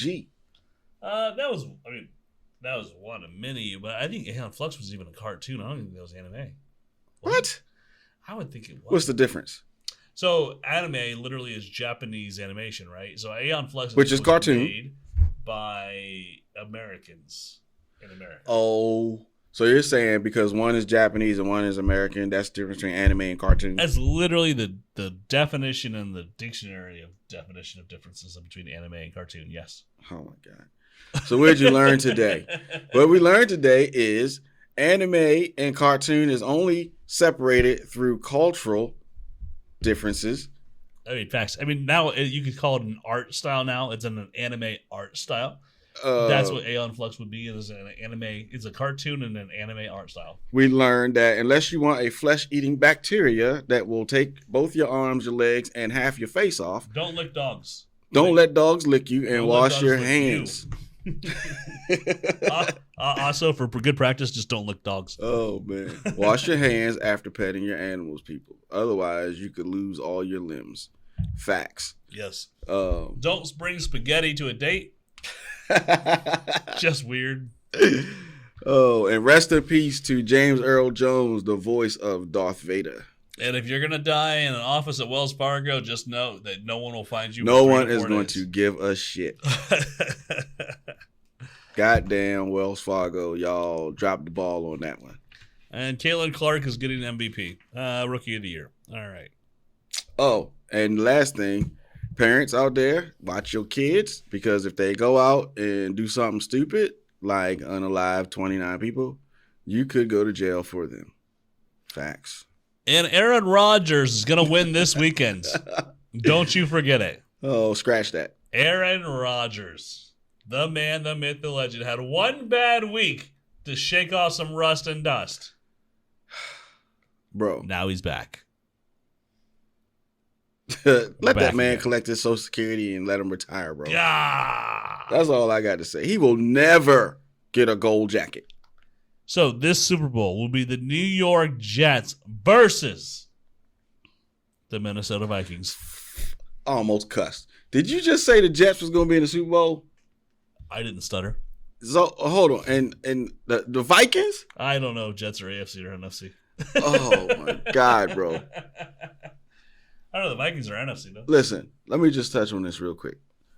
Yeah, the Ravens are going to the Super Bowl and more likely are going to win it this year. You know what? Just so you know that Lamar Jackson looks really good, but let's talk about how they screwed us in that game last week. Okay, now to be fair, you guys got what, 8 fucking penalties? Bro, they screwed us, blued us, and tattooed us. If you guys could line up, you wouldn't have had a problem.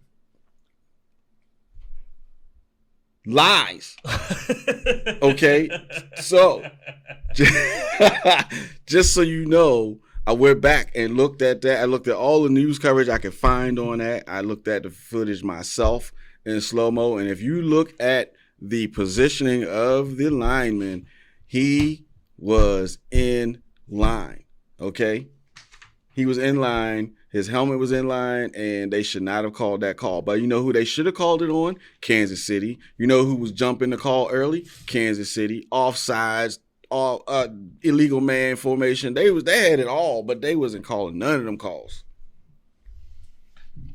And final note, don't date a girl who has a tattoo of herself sucking off her ex-boyfriend. Thanks for tuning in this week. We'll see you next week. This has been Discussing It. Let's go. Bro, I don't even know what to say to you, bro. Everybody watching, that is the conclusion of our show. Have a good night, y'all. We will be back next week.